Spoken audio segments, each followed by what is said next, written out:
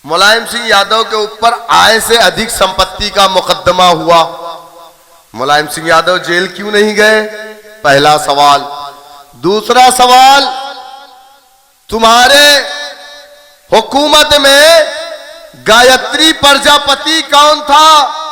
Samajwadi party के चपरासियों, जिसकी एक साल में 500 गुना दौलत बढ़ गई थी। कौन सी मशीन लगी थी और कहां है वो? जेल की सलाखों में है। आय से अधिक संपत्ति का मुकदमा मुलायम सिंह पर। गोमती रिवर फ्रंट की जांच चल रही है। 11-12 लोग जेल चले गए हैं। भैया के पास क्यों कोई जांच नहीं हो रही है? वो जेल क्यों नहीं गए? अब आप जवाब दीजिए। अगर सवाल की बात करेंगे, और सुनो, मजलिस की तारीख है, मेरे कायद को पुलिस वालों ने मारा था, 19 टाके लगे थे, जेल की सलाखों में डाला था। मजलिस की तारीख है, मजलिस इत्तेहादुल मुस्लिमीन के बानी फख्र मिल्लत अलैहिर्रहमा को 11 महीने इसी कांग्रेसियों ने जेल की सलाखों में रखा था बगैर किसी FIR के। और आप कहते हो हमारे फ्लोर लीडर जनाब अकबरुद्दीन ओवैसी साहब को 45 दिन जेल में रखा गया। आज जो लोग 20 लाख मुसलमानों को काट देने की बात कर रहे हैं, एक तो हमारे दरमियान से गंदगी निकल करके गई। कुत्ते की खाल पहनो या तुम किसी भी जानवर की खाल पहनो, हमारे देश का संविधान इस बात की तुझे इजाजत देता है। तू त्यागी बन जा या मिश्रा बन जा, हमारे देश का संविधान इस बात की इजाजत देता है। लेकिन देश का संविधान इस बात की इजाजत नहीं देता कि तुम जैसे कुत्ते मेरे आका की शान में गुस्ताखी करेंगे। अब पुलिस वाले नहीं पकड़ने जाते हैं। 107, 116 का मुकदमा होगा, गाड़ी स्टार्ट करेंगे, मुसलमानों के दरवाजे पे पहुंच जाएंगे। तो मुसलमानों, आप फोन किसको करते हो? मास्टर साहब को, प्रोफेसर साहब को, डॉक्टर साहब को? किसको करते हो? सियासतदां को करते हो। मैंने कहा ना कि जमहूरियत की सबसे बड़ी ताकत सियासत है। अगर आज बीजेपी के वो जोकर बाहर हैं जो हमारे आका की शान में गुस्ताखी करते हैं, तो उसकी सिर्फ और सिर्फ एक वजह है कि उनके ऊपर उनकी पुष्टपनाही कौन कर रहा है? सियासी जमात कर रही है। लेकिन आप बताइए, 27% जेल की सलाखों में, 14% देश के अंदर, ये नाइंसाफी के खिलाफ अगर मेरे कायद बोलते हैं तो तुम कहते हो बीजेपी की बी टीम है। ना बोला जाए, खामोश रहे। कौन बोलेगा? किसी ने मुझसे कहा, शौकत साहब आप सिर्फ मुसलमानों की बातें क्यों करते हैं? मैंने कहा बिल्कुल करूंगा। लोग क्यों नहीं करते मुसलमानों की बातें? इसलिए हम करते हैं, मजलिस इत्तेहादुल मुस्लिमीन करती है। अगर बाइक से 3 लोग गिर जाएं और उसमें सबसे ज्यादा जो जख्मी होगा, पहले अस्पताल उसी को पहुंचाया जाएगा ना। जिसको चोटी नहीं लगी उसको अस्पताल क्यों? तो सच्चर कमेटी, रंगनाथ मिश्रा कमीशन की रिपोर्ट है, मुसलमान दलित से बदतर अपनी जिंदगी को गुजार रहा है। हम आवाज नहीं उठाएंगे तो कौन आवाज उठाएगा? क्योंकि कुरान ने कहा इन्नमल मुमिनून इख्वा, मेरे आका ने कहा तुम मुसलमान एक जिस्म वाहिद की तरह हो। अगर बरेली का मुसलमान तड़पेगा, लखनऊ का मुसलमान उस तड़प को महसूस नहीं करेगा। मेरे आका ने कहा वो मेरा उम्मती नहीं है। ये दर्द है, ये तकलीफ है। तुम खामोश रहोगे, हम बोलेंगे। लोग कहते हैं कि MIM कहां सरकार बनाएगी? कहते हैं ना, लोग कहते हैं MIM कहां सरकार बनाएगी? यकीनन हम सरकार तो नहीं बना पाएंगे, लेकिन 10 से 15 जीत करके आएंगे ना, तो सरकार को घुटने के बल लाएंगे। वो सरकार बबुआ की हो, बुआ की हो या फिर बाबा की हो। उत्तर प्रदेश की विधानसभा में अगर विकास की बात होगी तो सबकी होगी, और अगर मुसलमानों की नहीं होगी तो किसी के विकास की बात नहीं होगी। ये करेंगे हम। 540 के बीच में आपने देखा ना, ट्रिपल तलाक पर कौन बोला? मेरे कायद ने बोला। मेरे कायद मजलिस इत्तेहादुल मुस्लिमीन के मेंबर ऑफ पार्लियामेंट हैं, इसलिए मुसलमानों के मसाइल पर, दलितों के मसाइल पर, पिछड़ों के मसाइल पर मजलिस इत्तेहादुल मुस्लिमीन आजादी देती है तुम्हें उन मजलूमों के खिलाफ आवाज उठाना जिनके साथ जुल्म हो रहा। उन्नाव पे कौन बोला? फैसल को मार दिया था, याद है ना? तरकारी बेचने वाला फैसल पुलिस कस्टडी में मार दिया गया। सब खामोश, कोई फैसल नाम नहीं लिखता। अखिलेश यादव नहीं गए, गोरखपुर में गुप्ता जी को मार दिया। अखिलेश यादव 20 लाख का चेक दिए और फैसल को मारा गया, नाम भी नहीं लिए। मैं भाग करके गया, मेरे कायद ने कहा गड़बड़ हुई है, जाओ, और जाकर के मैंने मजलिस इत्तेहादुल मुस्लिमीन की जानिब से 1 लाख रुपए की इमदाद की। इसी हापुड़ के अंदर पिलखुआ में, इसी हापुड़ पिलखुआ में कासिम कुरैशी को मारा गया गाय के नाम पर। 3 बेटियां उसकी यतीम हो गई, उसकी बीवी बेवा हो गई, छोटी छोटी बच्चियां। किराए के मकान में रहता था कासिम। समीउद्दीन बचाने गए, जिनकी उम्र 70 साल थी, मार दिया। उनकी पसली को तोड़ दिया, हाथ को तोड़ दिया, पैर को तोड़ दिया। इस जुल्म के खिलाफ अगर मजलिस इत्तेहादुल मुस्लिमीन बोलती है तो कहते हो चुप हो जाओ, तुम बीजेपी की बी टीम हो। यही ना मेरे दोस्तों, मेरे बुजुर्गों, अल्लाह सुब्हानहू तआला ने इस दुनिया में हमें क्यों भेजा? क्यों भेजा? अल्लाह ने कुरान में फरमाया, वमा खलक़तुल जिन्न वल इंसा इल्ला लियअबुदून। हमने इंसानों और जिन्नातों को अपनी इबादत के लिए पैदा किया है। तो इबादत सिर्फ नमाज पढ़ लेना नहीं है, यकीनन नमाज फर्ज है। सिर्फ ज़कात दे देना इबादत नहीं है, यकीनन साहिब हैसियत पर ज़कात देना फर्ज है। लेकिन अगर आपके बगल में, आपके पड़ोस में किसी के साथ नाइंसाफी हो रही है, अल्लाह सुब्हानहू तआला की अदालत में आपको जवाब देना पड़ेगा कि ऐ मुसलमानों, मैंने दुनिया के अंदर तुम्हें इंसाफ कायम करने के लिए भेजा था, और जब नाइंसाफी हो रही थी तुम अपने कान में उंगली डाल करके अखिलेश यादव के जिंदाबाद के नारे लगा रहे। हम उसी नाइंसाफी के खिलाफ हैं, और हमें तो हमारे बड़ों ने कहा, बुजुर्गों ने कहा, कुरान ने कहा, तुम्हारा अमीर कहां से हो? तुम में से हो, तुम्हारा परचम हो, और तुम्हारी अपनी जमात हो।